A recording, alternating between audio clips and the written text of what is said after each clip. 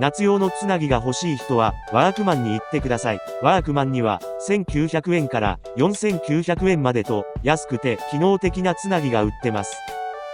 あった、1900円のつなぎです。この価格でつなぎが買えるのって本当に素晴らしいことです。カラーは全部で4種類、青はすでに持っているので、他の3種類を着てみましょうね。どの色が良いか、センスが問われます。皆さんも、この動画で色合いや着た感じを想像してみてくださいね。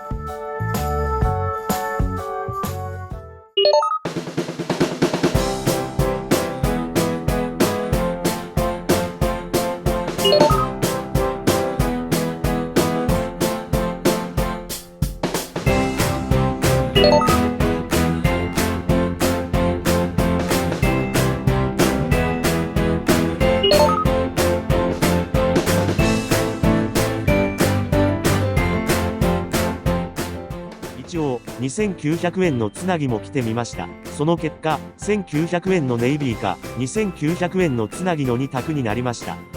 君に決めた。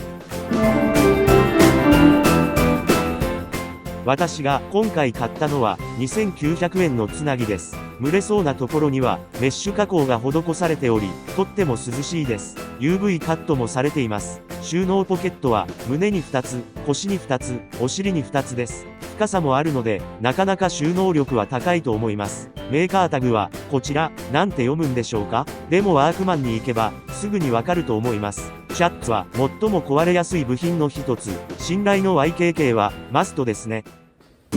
実際に着てみるとこんな感じです。なぜ今回、1900円のつなぎでなく、2900円のつなぎにしたかというと、着心地がかなり違ったからです。1900円の方は、確かに夏用なので軽くて動きやすいのですが、2900円の方は、それをさらに超えてきました。やっぱり夏に作業するのに、不快な思いはしたくないですよね。